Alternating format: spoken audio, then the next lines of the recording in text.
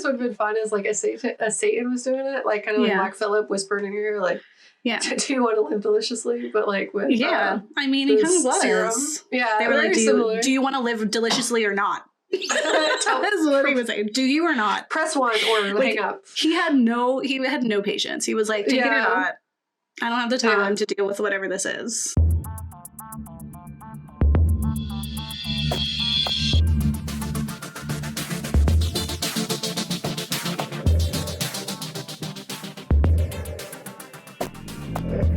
Hi, I'm Kat. And I'm Gabe. And we're Monstro Cat Gabe. I'm the screaming face in the back. Just put my earrings in. We are the Ghouls Next Door, the media literacy show from a horror lens. We explore the real life, historical, psychological, societal influences behind our cinematic fears. And closing out the year, we are starting a new series for just 2 episodes of just some of our favorite things, 2 of our favorite films that have come out of this year. And today we're talking about The Substance. Yeah. And what a film. What a ride. What a experience. 2 hours of just, whoa. But like fun. Ouch. You know? Ow. Don't eat while you're watching The Substance, specifically. Because there's a lot of gore. But like, it's fun. It's silly. It is a haha. And also an ow, and also a ooh. It's all of those at the same time. Okay. You know, emotions. Yeah, it's, I watched it for the first time in the theater, and it was packed, and we were dummies and didn't get our tickets ahead of time, and so I had to sit away from my friends. And I was by myself with this stranger next to me who, it's one of those theaters where they bring you food. So they brought them food. And so I had like a 4D experience of the sounds, which is just exactly what I need as someone with mesophobia. When I hear really loud, gross mouth noises, I want to die. So it was perfect for me. Like the first 5 minutes was just so atrocious. And I was like, oh, nothing can ever hurt me again. Because this has ruined me forever. Yeah. And so the rest of the film I was like, this is nothing, this is whatever, this is kind of funny, because I had experienced true pain previously. That was The Substance, you know. I was enjoying The Substance all by myself, without my friends. This year, 2024, has had a lot of horror films. It has just been a lot of things, and we just finished our Satanic Panic series, which came about after seeing a trend in horror that was both about this fear of satanic panic, or this fear of Satan is coming, he's always winning, that kind of thing. We are worried about evil prevailing. Lo and behold. And then also this fear of losing our body autonomy and bodily autonomy, and just the fears that we have already been going through trying to recover from a previous Trump presidency. So it's, we're in this fun before time while also being in a after time. So woo. That being said, stress. That being said, there's been quite a lot of really amazing horror films. So I don't want to discredit any of them. I loved Abigail. That was so fun. Abigail was so fun, Yeah. I will say, though, I spent a lot of time in the movie theater, going out of my way to make time for films, and then being kind of disappointed and being I don't really... I'm not getting this one. And I was really reluctant to watch The Substance, especially because it came at this time where I was I have so much other things going on. I didn't have the time for this. And my friend just begging me. And it was also one of those times where, people were saying to me, what do the ghouls think? What do the ghouls think? This is a film for ghouls. We really need to hear from the ghouls about what this film is. And that always excites me if people walk away from a film and think, thinking about their media literacy and the questions they're asking themselves, and then trying to feel like, will that be confirmed or how will we feel through us? And I really was not. I didn't look up anything. I had very minimal expectation. I remember the first trailer really abstract, and then I went in and I had such a wonderful time. Like the end had me cackling, like ugly laughing in the theater. It was so funny because it was very quiet, because it was such an intense, like, it was just insane. It's just insanity. And when it got to that part in the ending, the third act, where it really just like takes it over the edge, everyone was kind of like stunned in silence, and I couldn't handle it anymore, and so I just started cackling, and then the whole theater was like, oh, we can laugh at this. It's and I'm like, are we watching the same thing? This is hilarious. This is so absurd, and it's brilliant. And I was like, no one could have seen I this wanted coming. to clap. I was like, and I don't do that, so I was immediately like, sorry, Kat. I'm going to figure out a way to get it on the... I know this won't be your favorite film of the year, but it is Gabe's. That's okay. And I was, and I read Kat found a lot of reviews that were not thrilled at it, and I read them, and I was like, I don't agree. I was like, I think you're wrong. So, where I was like, I think you actually liked it, and you don't get it. Like, you don't know that you liked it, was what I found a lot of the time with some of these. But I think absolutely it might not be up your alley. Totally. And it is like really absurd and silly. And so I think there's some like care that comes with that as well, because people are probably have different expectations for the film, and I had none, and so that's why I think it was different. So and I think it did enough, but if you are someone who cannot handle body horror, like Cronenberg, this is like new age this is what I was hoping the new Cronenberg was going to be, and so of course wouldn't be, because he's just like an old white man, so he wouldn't have done this, but I feel like he probably likes it. So I'd be like, yeah, that's good. It's probably like, oh, that was rad. Like, ew.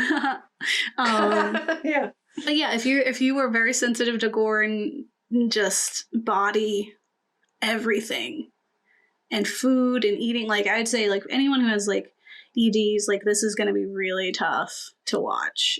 So there are like trigger warnings for that before you go into such a film. It was like similarly gross to the one where they're eating the platform.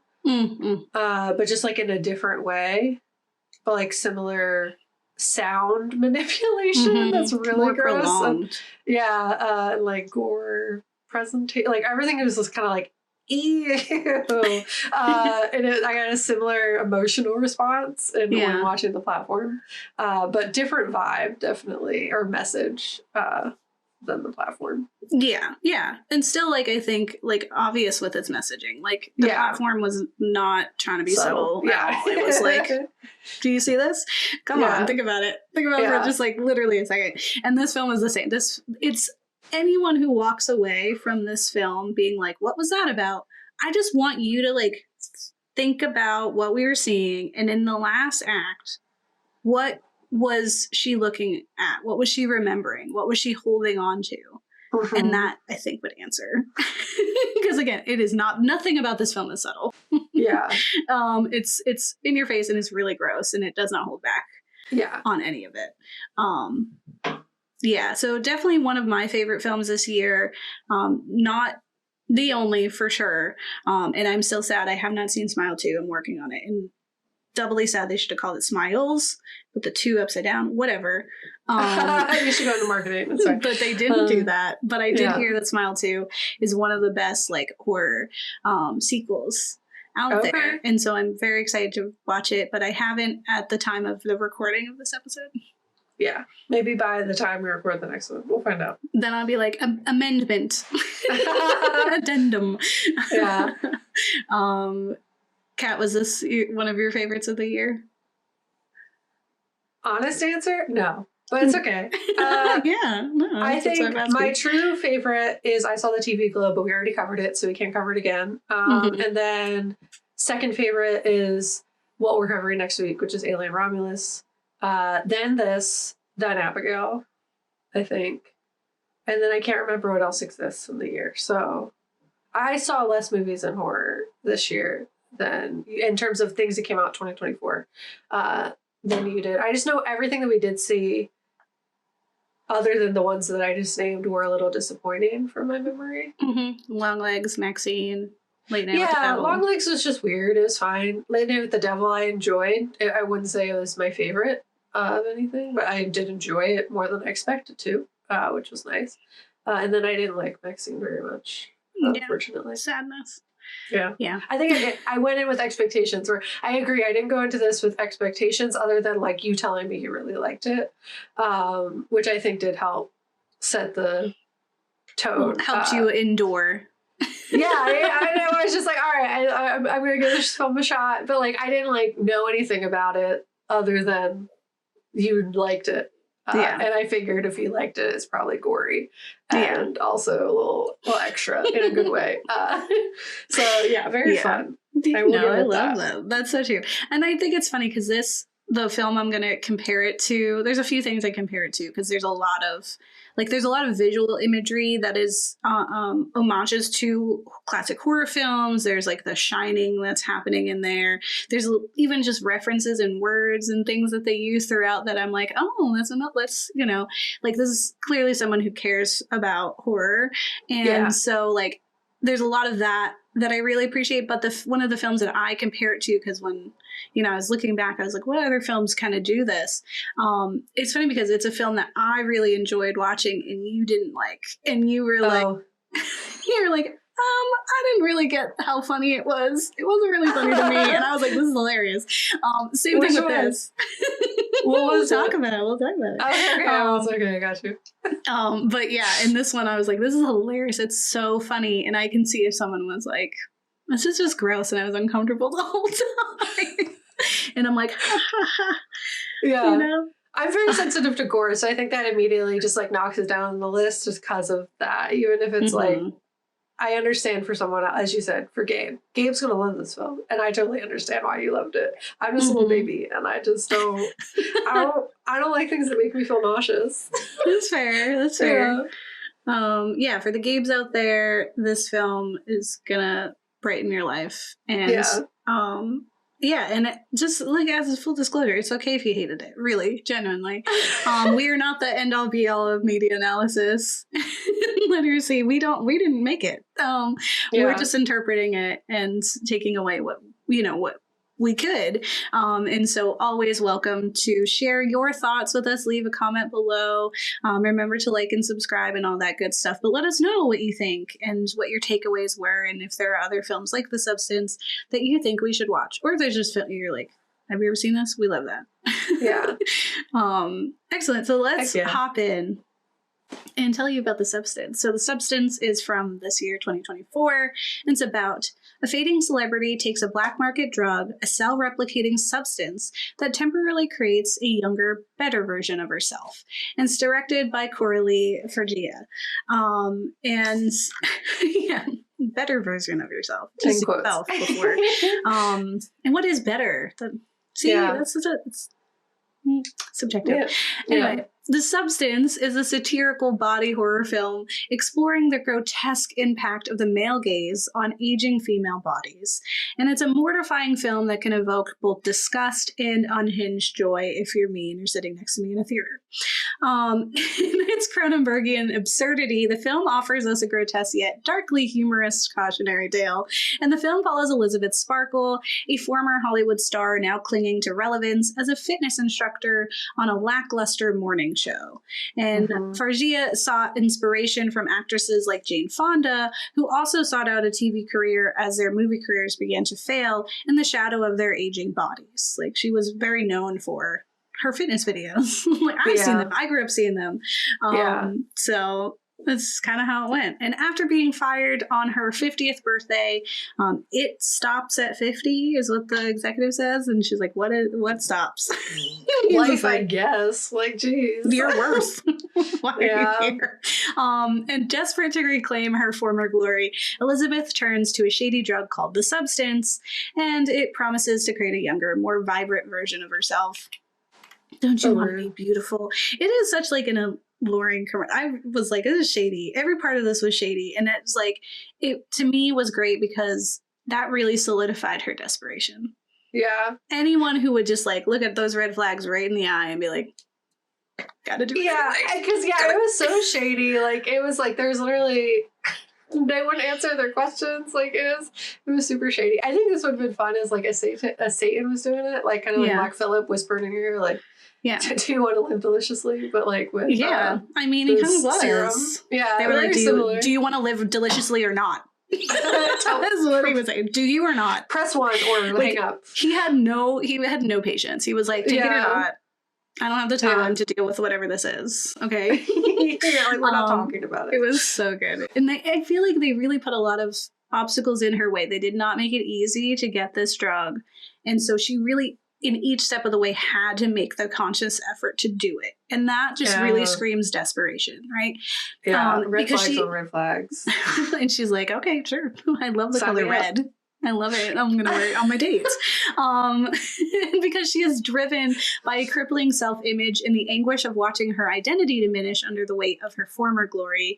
She is haunted by the sting of being fired and that farewell letter that cruelly reminds her of the greatness and adoration she once received with ease. It was like, you were great. It's like underlined. You were. You aren't anymore. You were. You were great. And now... you suck, dude. Yeah. And so she takes a gamble on the shady new drug, going to questionable lengths to acquire the substance and administer it without... I was like, I need several YouTube videos telling me what to do with the different things. There are a lot of assumptions that, like, I guess it goes here. I guess she knew. She just knew. Yeah. She knew everything, and then she like also built a room in her house. Like, she's smart cookie. Yeah. But Sparkle's desperation and self-loathing, more importantly, is palpable at this point. And what follows is a nightmarish transformation that births Sue, an idolized youthful version of Elisabeth. And the two share a body and consciousness. Like, they come from the same body. They operate in two different ones, but they share consciousness and they switch control each week. And as Sue rises to fame, embodying everything Elisabeth longs for, their relationship sours into a toxic rivalry. And Sue thrives in the spotlight while Elisabeth, much like Dorian Gray's decaying portrait, withers under the weight of her insecurities. And with Sue taking more than she's allotted in time and attention, and Elisabeth spiraling further into self-hatred, the two take out their anger on each other in the only ways that they can. And their relationship spirals into a dangerous rivalry, leading to a grotesque and tragic showdown that highlights the dangers of vanity and society's obsession with eternal youth as a measure of self-worth. And The Substance is a film of unapologetic excess. It critiques the entertainment industry's obsession with appearance and the lengths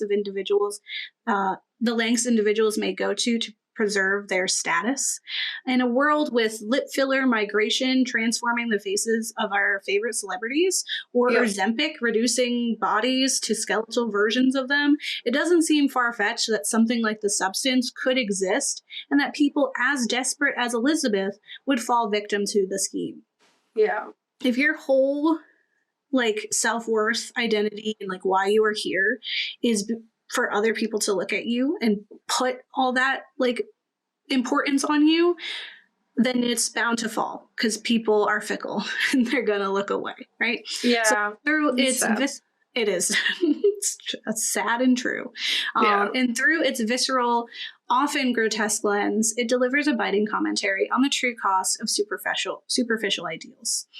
And one of the biggest things I think is interesting, and one of the parallels in approach to this story, because it is like a cautionary tale, is I have it as the portrait of Elisabeth Sparkle, because The Substance reimagines a cautionary tale for a modern audience, blending body horror with timeless themes of transformation and desire. There's a lot of dream sequences and like fairy tale kind of approaches to real things. Like, it feels very abstract and otherworldly.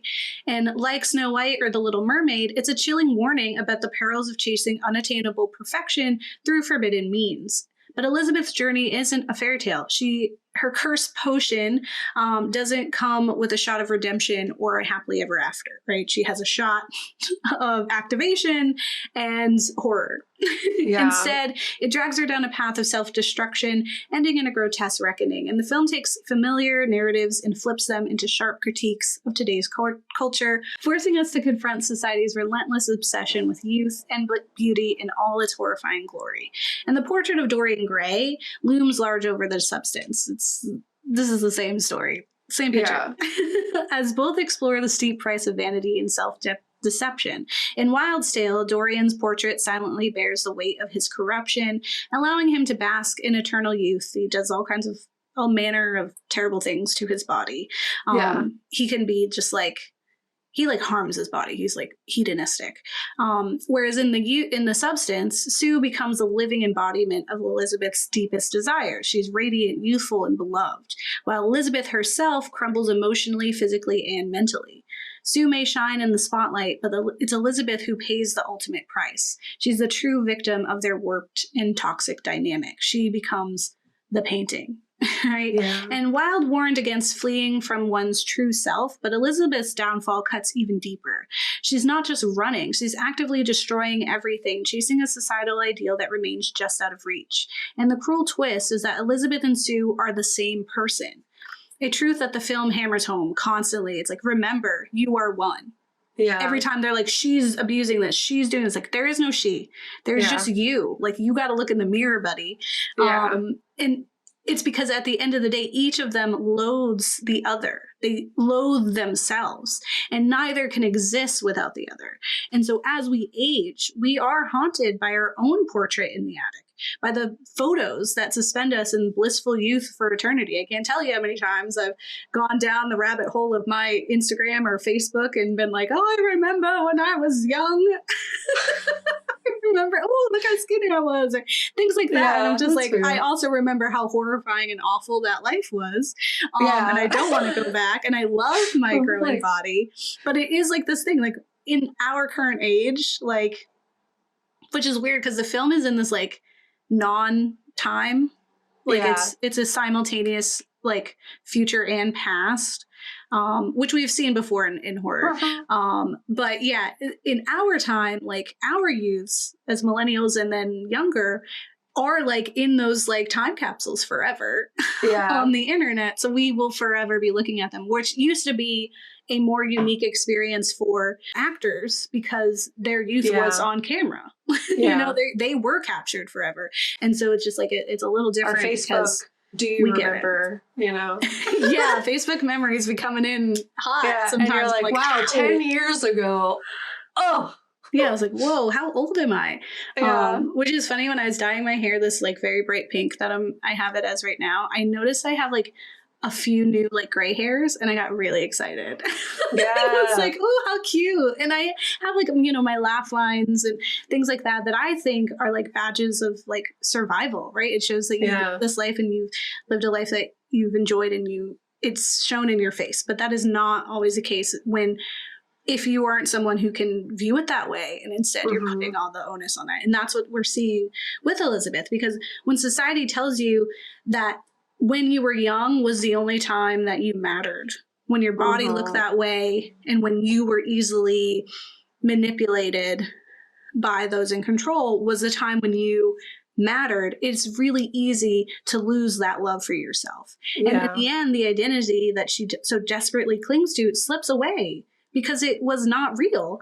And it leaves only the haunting reflection of what she's lost. It's why Sue holds her up in the end and is like, look at yourself, and then smashes her head into it. You know, like she's looking at herself. She's looking at her future and who she is and saying, you're not worth anything. And so this is why I'm like, were we watching the same movie? Yeah. How are you going to tell me this wasn't saying stuff? Anyway, I think the biggest thing that people take away is clearly like the male gaze. And so, you know, my section here is avert your male gaze. Because on the Ghouls, we often ask when a critique crosses the line from subversion to simply replicating what is critiquing. Films like Tag, a J-horror film that we covered quite a while ago, for instance, aims to challenge fan service tropes, but then ended up indulging in them, blurring their message and potentially harming the communities that they sought to empower. It's very easy to do that. Like, if you're not being super intentional, you could just cause further harm.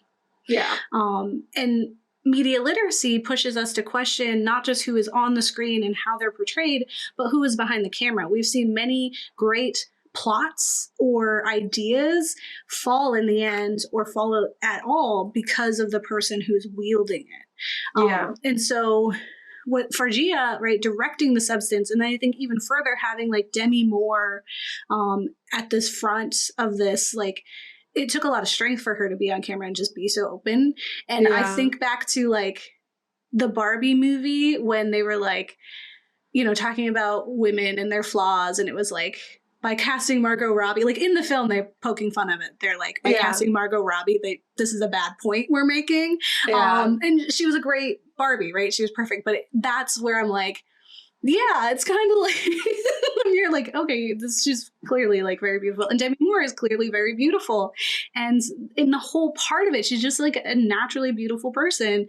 Yeah. And I think having her there and having her, who has been someone in the light for so long and has had her face be something that was like immortalized considered on camera was so important. And so I think with Fargia, the film generally subverts the male gaze by exposing and exaggerating it. Like, I never felt like it's very gratuitous, but everything's gratuitous.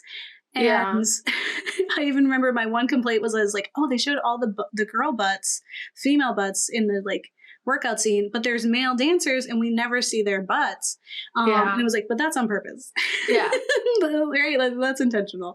I'm just going to be like mad about it. But the hypersexualized imagery and the slow pans over lips, breasts, bodies, all the parts close up, is presented with a self-aware satirical edge. The gratuitous framing forces viewers to confront the absurdity and harm of objectification.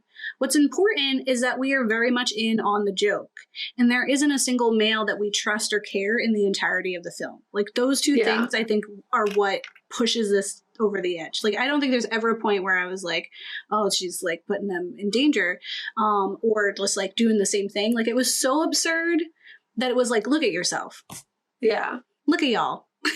You know, like, and we couldn't look away. Like, this was all we had to see. Whereas, you know, in other films, they're trying to pretend that we're seeing something else. This was not even fan service. It was just like, here it is. This is just a body. Take it. Yeah. You know? Yeah. Look at it. And rather than merely serving as eye candy, these images become tools of critique, showing how the male gaze warps perception of women, both in media and in their own lives. I think by isolating their body parts too is important, because they're they're not a full image of a person. And like, we see Sue, who is hypersexualized, and her presence is contrasted with Elisabeth's unraveling, showing the toll of constantly striving to meet these impossible ideals. And through this lens, the film flips objectification on its head, weaponizing it to reveal the brutal psychological and physical toll that it can take on women, peeling back the glossy facade to expose the rot beneath. Yeah. And in the final act, the substance drowns both its on-screen and real audiences in blood, gore, and its unflinching message. Like I said, it's beating you over the top of the head with this. As Elisabeth spirals into chaos, or not even Elisabeth, Eliza Sue spirals into chaos. We hear echoes of adoration from fans calling her irreplaceable. Like, we can never replace you. You were perfect. We can like, everyone loves you. We love you, right? We hear that juxtaposed with the executive's patronizing reminder that pretty girls should always smile. Like, that's what she's hearing, is like, you matter, and then him being like, pretty girls should always smile. And it's so creepy, right? Yeah. The film pulls no punches. Its critique is as unsubtle as the grotesque spectacle that it delivers, right? As it's spurting out blood, it's like, here's the message. In another film that thrives thanks to the perspective of its creator, someone fully in on the joke and able to balance its absurdity with gravity, is American Psycho. That's true. I had this conversation with my friend who we watched it with. I watched it with Jeff, where they were like, "Do you think they're going to make a sequel to this?" Which would be awful. And I'd be like, "Please don't." And I was like, "I hope not." And they were like, "Well, what if they try to do one for men?" And I was like, "That movie already exists. It's American Psycho." I was like, "You want to talk about the horrors of the male gaze on men or toxic masculinity on men in an absurd, silly way? It exists. It's American Psycho." And in American Psycho, Patrick Bateman's obsession with power, wealth, and dominance is meticulously hidden behind a veneer of success. But even he isn't immune to the male gaze. Bateman is both a product and a victim of the same capitalist and patriarchal ideals that he perpetuates. And his violent outbursts are an exaggerated critique of the emptiness and brutality those values breed. Like, he is also a victim of it. And it's just, we're poking fun at him because it sucks. Right? The same way we're poking fun and also feeling bad about Eliza Sue. Both American Psycho and The Substance rely on an excess to tell their stories. American Psycho pairs grotesque violence with icy detachment to showcase Bateman's sociopathy, while The Substance uses visceral body horror, injecting mutilation and decay to expose the physical and mental toll of conforming to beauty standards. And both films push their characters to absurd extremes, blurring the line between satire and horror. However, they critique the male gaze from opposite perspectives. So American Psycho critiques it through Bateman, a man who embodies and weaponizes it, while The Substance critiques it through Elisabeth and Sue, showing how women internalize and suffer under its weight. So Bateman's narcissistic fixation on his reflection parallels Elisabeth's growing disgust as her decaying reality clashes with Sue's idealized perfection. And he looks in his mirror and he's like, "I am male perfection." She looks in the mirror and she's like, "I am male's, like, disgust." And that's what we're weighing our worth against, right? While American Psycho offers a chilling indictment of consumerism and toxic masculinity, The Substance turns its lens on the beauty industry and the psychological destruction wrought by chasing impossible standards. And both films reveal the futility of these pursuits, culminating in grotesque displays of inner emptiness. Neither one of these people are going to win. And ultimately, The Substance is a searing critique of society's obsession with youth, beauty, and the oppressive standards placed on women, very obviously. And by weaving together elements of body horror, satirical, fairy tales, and literary influences, the film highlights those emotional and physical tolls of striving for perfection. And Elisabeth's tragic downfall is a reminder of the futility of chasing societal validation at the expense of self-acceptance, and in exposing the grotesque extremes of the male gaze and the insidious nature of pretty privilege. The Substance forces us to reflect on the cost of valuing appearance over substance, I see what they did. both in media and in our lives. And we learn as we watch Elisabeth through Sue and eventually through Monstro Eliza Sue that we can never shake off or fight against these systems if we continue to look to them for that validation. Mm-hmm. When Sue decides to take on Elisabeth's previous role, the one that Elisabeth had taken when her option had become limited, the workout instructor, she falls victim to the same fawning fakeness by the creepy execs that Elisabeth had. And though they have birthed a new body, Elisabeth and Sue are still very much the same stunted and broken person Elisabeth started out as. And as Demi Moore explained in an interview, Sue could have said, "I'm going to have my own production company. I'm going to have my own show." But there's that familiarity. We all fall into the same patterns until we break them. And I can understand, honestly, a disappointment in the film that offers us no happy endings, no true character growth, or satisfaction. But I believe that's the intent of this cautionary tale. If you don't heed my warnings, this could be you. Yeah. You will be the mush. It's like, just be yourself. Be yourself. Yeah, it is definitely love yourself. I keep thinking of the when we did New Year, New You last year, I think it was, and we did that one beauty short story that was also a comic that I'm going to remember. I want to say it's called The Beauty or something, but it was with a cream. You remember? Oh, yes, she kept putting on the cream that. And then she got more beautiful. It reminded me of that a lot. So I will link to that episode for people to check out. And then I also just wanted to shout out, just because I think it was a really great analysis of the film. is by Lucas Blue on YouTube. And the title is A Full Breakdown of All Symbols and the Ending of the Substance. It's short, 15 minutes, really great. And covered a lot of things that I was taking away in addition to like, I'm talking about some other stuff too. But I just appreciate the honesty of that creator as well. Yeah. And I think putting American Psycho against The Substance was like really cool because in addition, it really showcases how misogyny, when weaponized by men, is violent and causes murder. And then when weaponized by women, causes self-harm. Different super things. True. But like women will always suffer. Yeah, at the end of the day, like men will suffer too, but like at the hands of serial killing, I guess. I don't know. I just thought that was like a fun way to, it's like where you're like, if women are misandrous, it's not violent. It's just like gross, I guess, or sad, but like it's not violent towards men where misogyny will be. So, yeah, and that's the toxic masculinity for you. Yep. But my aging eyes require glasses. I'm just kidding. I always have not been able to see. I just didn't know. So what I'm going to be talking about The Substance a little bit, but obviously the biggest thing I'm going to talk about is society. Society just always is doing things, especially I think in society. We do. We live in that. And I think considering everything going on right now, misogyny is extra ouch right now. Like I remember we watched this pretty soon after knowing the fate of the country, and that made it hit like a little like more ouch for me. I think if I saw this before, I would have liked it more. I think because I was just like sad. This feels too real. It felt a little too real because I was like, I don't want to see these men be doing this, because I don't want to see them be this gross because I know that that's not real, but it's like it hurts a little extra, That's how I feel about Immaculate because we covered that before the election, but it came out after the election, and so as I was like putting it out there, I was like, ow. Yeah, so it's just a little extra. Yeah. But what I'm talking about is All Eyes on You, the damage of external perception on identity. So as Gabe said, when you're looking for validation from the thing that oppresses you, it is going to hurt you.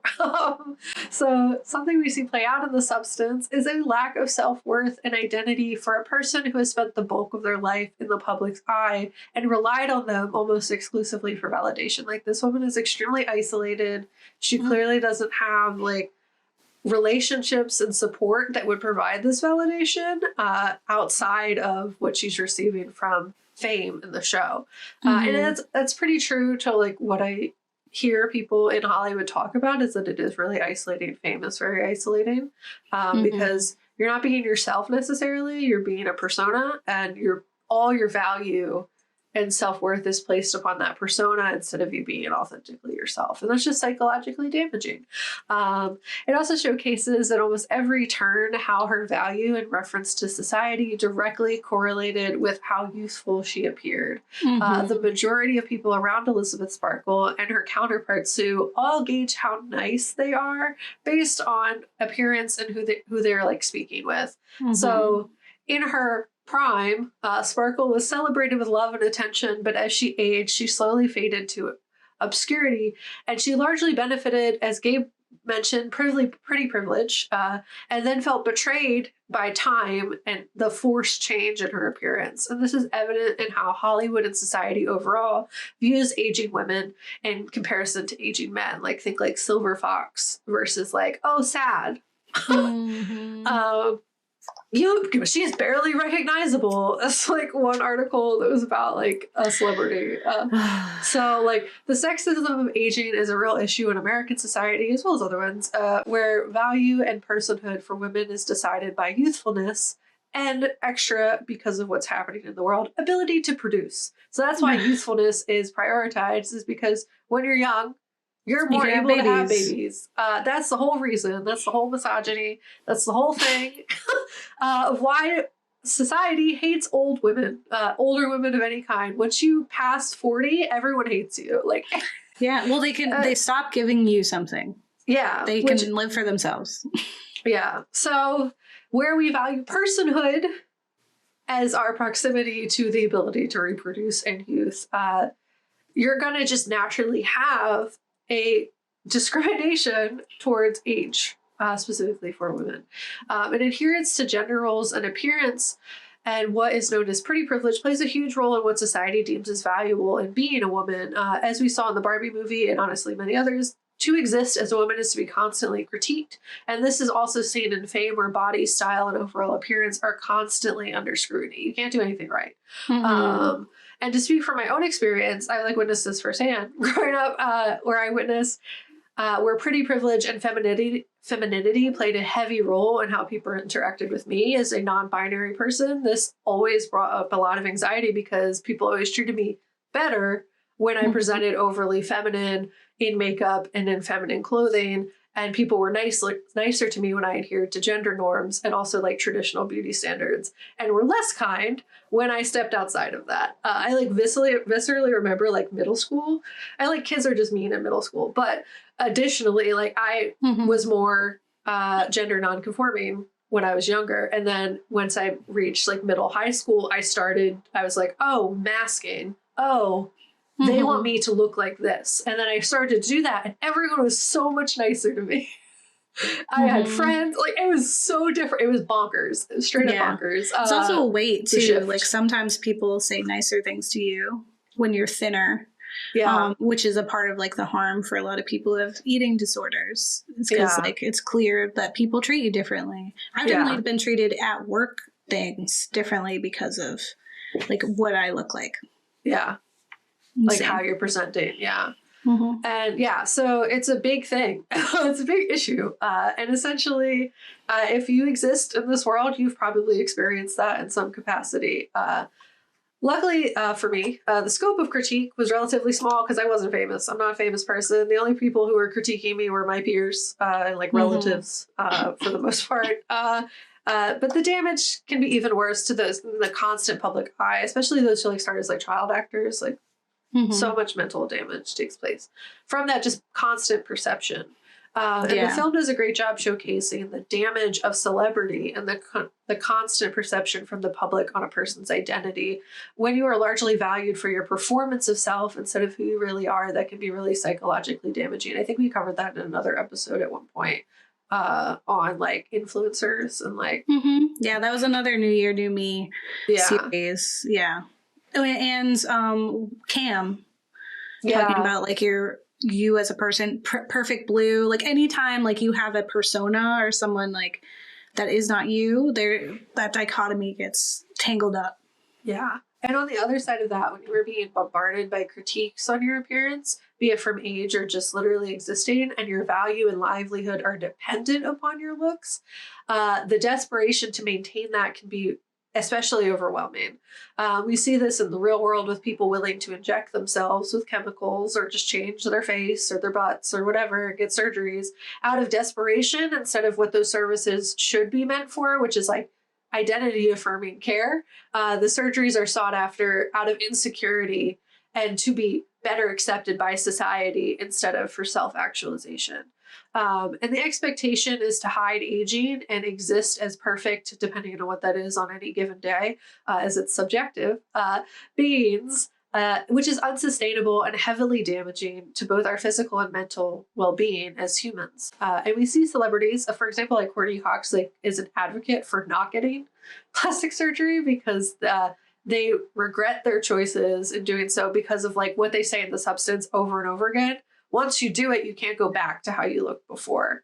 And what you really need to do is learn to love yourself instead of changing for the wrong reasons, essentially. Especially so Courtney Cox is an advocate about not doing that.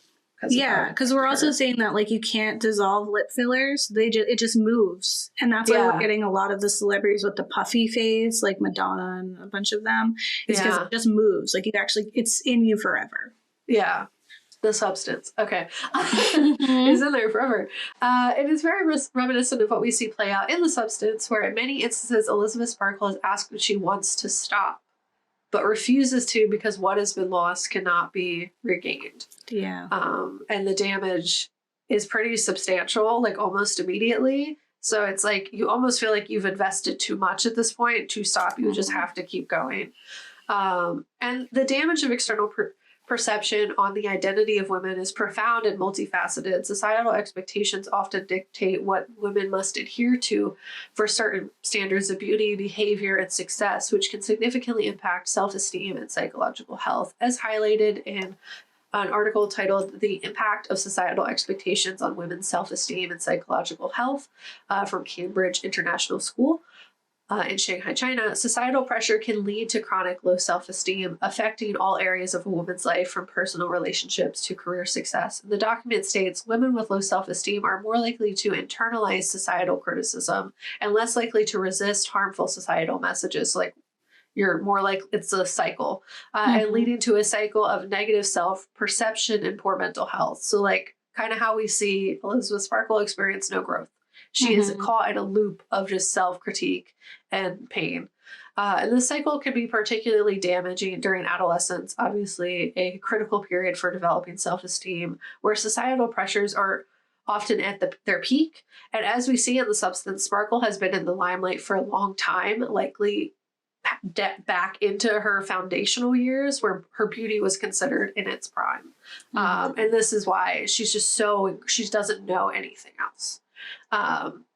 So the stigma of aging in general has been a thing for a long time, and especially throughout Hollywood, that is like the thing that perpetuates it the most. And it reflects a deep-seated societal bias. In Hollywood, the entertainment industry often prioritizes youth and beauty, leading to fewer roles and opportunities for older actresses. The ageism is evident in casting decisions, where older women are frequently sidelined or typecast into roles that emphasize their age rather than their talent. And as like noted, romantic interests, like like a man can be like 30 years older than his romantic interest, but when a woman is, it has to be a part of the plot. Yeah. Like we had that really cringe one recently. Old, and you can date young. Wow. This young guy thinks this old hag is attractive. Feminism. Goofy. It's a whole thing. As noted, in women's celebrity and cultures of aging, the author states that the film industry's obsession with youth and beauty means that older actresses are often regulated to supporting roles that emphasize their age rather than their talent. And the statement underscores the industry's obsession with youth, which marginalizes older women and perpetuates unrealistic beauty standards. Even women who are aging, because of what Hollywood pushes, are so worked on through surgeries and fillers and all this other stuff. It's not a realistic portrayal of aging. So you have women who are in their 50s who are dear God, why don't I look like this?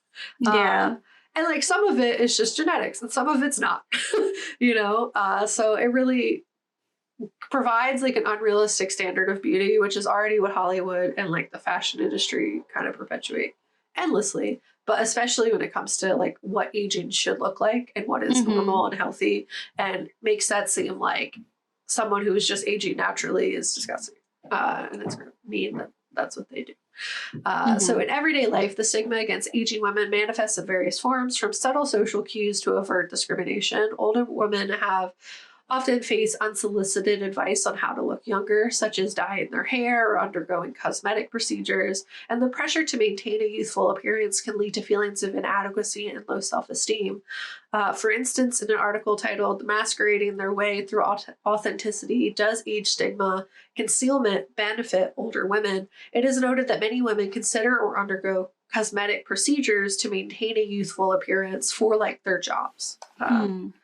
For instance, one particular participant shared, "I had a facelift at 50 because I felt that my appearance was affecting my career prospects. I wanted to look as young as I felt and to be taken seriously in a youth-oriented industry," which is a woman named Rebecca, who's aged 50 to 59 in that category of the research study. And in another example, a woman named Brianne, a participant aged between 60 and 69, shared her thoughts on the necessity of cosmetic surgery for career prospects specifically. And they said, "If I have to find a new job before I retire, which is a possibility, I'll consider a lower face/neck lift, freshening facelift. Nothing drastic. I just lower face and maybe neck, essentially, to compete against the ageism that is rampant, both in like just the professional industry, but also in like Hollywood.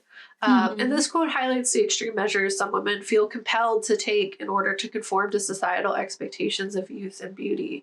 The pressure to engage in cosmetic surgery and often beauty work to conceal signs of aging can lead to stress, anxiety, and a diminished sense of self-worth, kind of like the Cream comic. And another obvious example of this is the entire Kardashian family, who have altered their appearance consistently to maintain public attention. Like, so much cosmetic work done. One of them was like, I don't remember which one, I apologize, but one of them who, they're all mothers now, but, or most of them, I think all but one. And she, as a mother, like is watching her daughter grow up and seeing those natural parts of her referenced in her child and being like, my kid is beautiful with these things. And it's like, now she has to look at me and wonder like, why am I different? And like, like, why don't I look like you and you're what beauty is? And so it was like, she had to face like literally face a youthful version of herself and like really understand that she has been beautiful to begin with and didn't have to do that. Yeah. Yeah. And then women may feel that their value is tied to their appearance, leading to invest significant time, money, and emotional energy into maintaining that youthful look. So it's like, it's also the cost of beauty, you know? And the societal pressure can undermine their confidence and sense of self as they constantly strive to meet what are genuinely unrealistic beauty standards. And the impact of the stigma is profound as it perpetuates a culture that values women primarily for their appearance and proximity to youth rather than their abilities or experiences. And it doesn't help either when the government and society at large does the same thing. The ageism intersects with sexism, creating a double burden for aging women who must navigate both gender and age discrimination. Efforts to combat the stigma include promoting diverse representation of women in media and challenging societal norms that equate aging to decline. And as discussed, there are many women on TV, but ageism persists, says a new study on NPR. While there have been an increase in female characters on television, ageism persists and older women remain underrepresented. And the article notes that despite the increase in female characters, older women are still significantly underrepresented, and when they do appear, they're often portrayed in stereotypical roles. Additionally, the NPR article continues quoting actress Brooke Shields, and she says, it's like you go from sexy to depends, and there's this whole margin in the middle of that is vibrant, but you don't like get to see it because they tell you you're not worth anything anymore. And the NPR article quotes the Boxed In study, which has some data to back that claim up.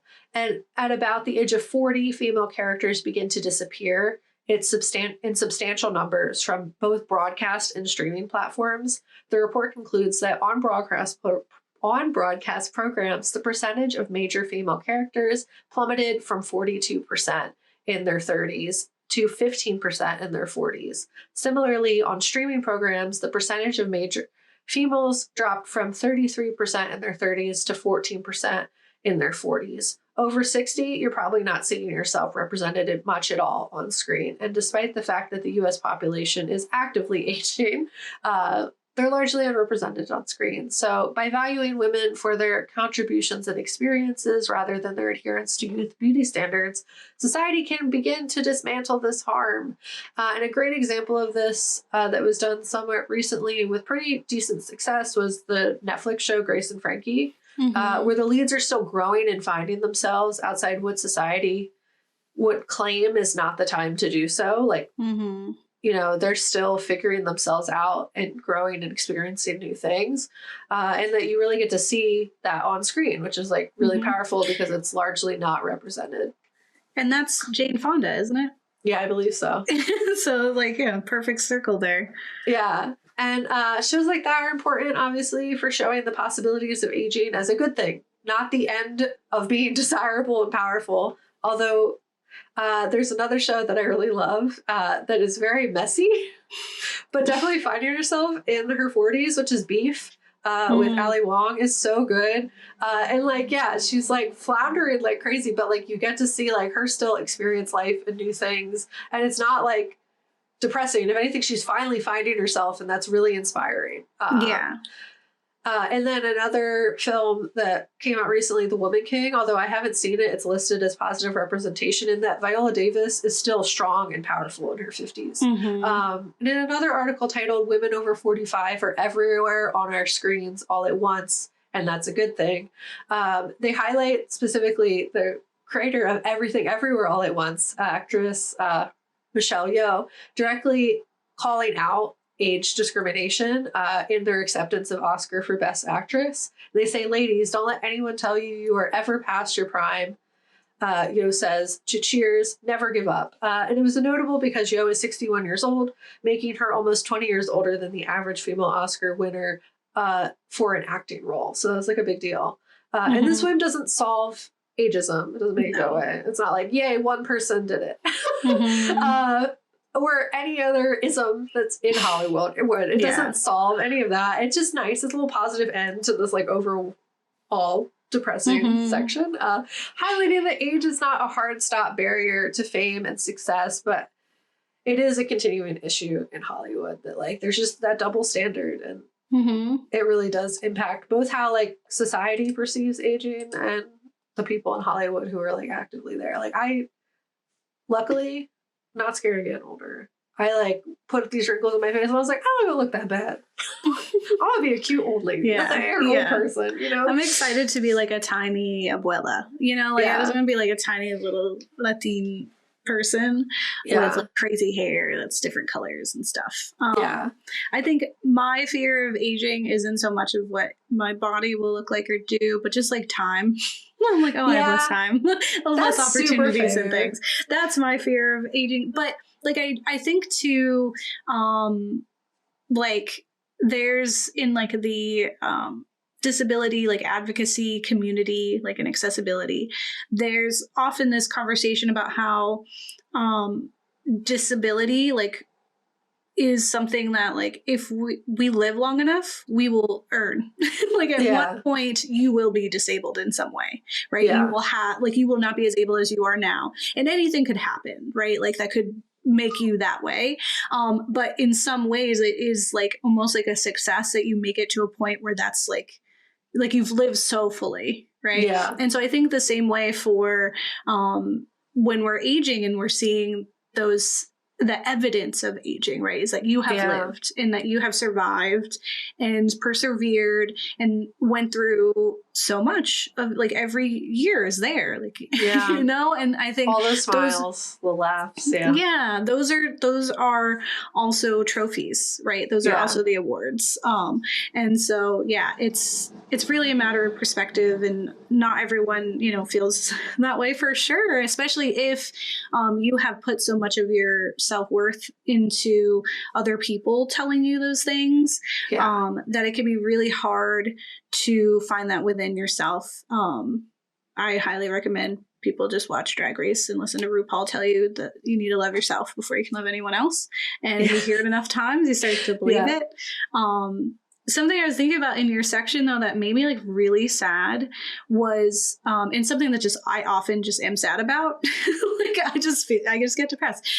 Is specifically Amanda Bynes as like a child star, and knowing like, you know, being thrust into fame, and she was so brilliant, and she was a comical genius, like honestly, just a natural talent. And she was someone I grew up with and had always like not aspired to be, but I really appreciated this quirky girl on screen who was so like, you know, happy to be with herself. And there's this quote from her that I'm butchering, but it's from one of my favorite movies of her, which is She's the Man. It's one of my favorite movies of all time and would like quote all the time. But she said in that film, she is being a man and she's being like hyper feminine. And she said in that film, it really like damaged her vision of herself. Because like of what she was looking at, like seeing herself in that way, it was just so like, it was just jarring for her to see herself, and being goofy and stuff wasn't comforting anymore. And I think, you know, part of that and the rest of her life and traumas that she endured led to her having a significant harmful life where she ended up doing a lot of self-harm and undergoing a lot of plastic surgery and intense things that she's done to her face, because it was not the face that she had been allotted for, you know? And so like it's such a it's a heartbreaking thing for me to think about. Like often. Hollywood warped her confidence. Like she had so much confidence and was happy. And what's also a lot of trauma, but like Hollywood in addition to the trauma. Hollywood was a big part of that trauma. yeah, exactly. But like, warped her confidence and perception of self that she had big confidence in before. So that is really devastating. And it was like growing. It was literally like growing, like, you know, she's like our age, but you can see, and she's getting better. I check up on her every few months, to be honest. Because again, I just really like, you know, when you think about people who are suspended in growing up. I think there's so much. I also think like in the film, something that stuck me the second time watching was, you know, at the end they're like, it's a beast and we have to kill it, and it's like this very, and you know, they do the what is that song from the movie? It's like dun dun dun, like when she's coming on the stage. It's so dramatic. I was like, I can't believe they're playing this song. I don't remember what it's called, but I know what you're talking about. But it's just like that very dramatic, over the top, like it's a beast, we have to kill the beast, right? I was like, oh, in the beginning, there's like these dudes who make like a snide remark because they're like, well, she's an award winner, like we can't get rid of her. She's an award winner. It's like, yeah, for what? Like being in King Kong, like making this joke of how old she was. And the whole time, like subconsciously, I was thinking like, 'twas Beauty that killed the beast. And it's like, that's literally it. She's Beauty that became Beast in the last act. But I do think like what I think was really interesting about Monster Eliza Sue was in that last act, when she's this creature, she's very kind to herself. Like she's like, I'm just gonna dress up. Like she's like, oh, I'll figure out how to put this in my ear, figure out where my ear is, and she does her little like ironing of her hair, and it comes off, and she's like, whatever. And then she like strolls out anyway, and she's just like, it's me, like it's me, you love me. And like it's such an interesting thing that's what it took, was like her to become this monster and had to have literally battled and like killed both of herselves, because they said you are one, right? And when she chose to kill the younger version and the younger version chose to kill the older version, they killed themselves. And it became this like, she became a broken down version of herself that she could love, because it was so far outside of the realm of people loving it that somebody had to, and it's going to be her. So I live for Eliza Sue. So no, they're great. It looked like they were in a little bit of pain, but they were great. Like I don't want to be here, you know. No one has to be alive. Especially that monster. But and I was like, my friend Jeff was like, I don't understand why she would do it again, the substance. And I was like, what do you mean you don't understand? She's the same person who did it in the first place. She's just so depressed. The beauty didn't heal the insecurity and depression. Like it was still there. The substance didn't heal nothing. The self-hatred was still there. Exactly. Absolutely. So if you can stomach it, I do highly recommend it. And it is worth, like, even if you're just like kind of like, it's so absurd. It's such a crazy film. And it's a good like belly laugh in the end. I love like a lot of stupid blood. That's why I love it. It was a blood fountain. I love a blood fountain, dude. In chapter 2, when they filled up the thing with blood, I was like, it was great. The Evil Dead show, I was like, I wish I could write for this show. I wish I could sit around the table and be like, what can we do to the human body to just like get fountains of blood? I want the bloodiest set. We got to get it in one take because we're not cleaning this. I want that show. I want that job. Please hire me. I would love it. And the gore part and like the gross like Eliza Sue, the last thing I'll say, it reminded me of a short film that we interviewed the filmmaker for, that was at the Black Star Film Festival. And I remember that. I don't remember what it was called, but I do remember. Blanking on the name right now, but it was similar in that it had like a weird, mushy body gore sci-fi mixed with body parts, beauty and like sparkle And like, yeah, I was like the same thing, you know. yeah. So I'm like, give her a job, give her a job, give her money, make more of that. But yeah, so this is one of two of our favorite films of the year. In 2 weeks we'll have, I think it's actually for Christmas. Yeah, on Christmas you'll get the treat. The present of a new Ghouls episode. Ghouls Next Door, yeah. Ghouls Next Door, telling you about the others' favorite film of this year before we open up the new year with some new things. So again, let us know what you think. Drop us a like, a comment, subscribe. Please. Tell us your words and your thoughts. Yeah, spooky season is all year round, actually. So yeah, don't forget about us. Yeah. And don't get married. Delete your kids. Just tell your kids that they're beautiful. Yeah, love your male, female, in between. Yeah. Beautiful. Love your human babies. Tell them they're beautiful so that they love themselves, and then don't become monstro Elisabeth. If you can't love yourself, how the hell are you gonna love anybody else? It's a good question. Okay, bye. Bye.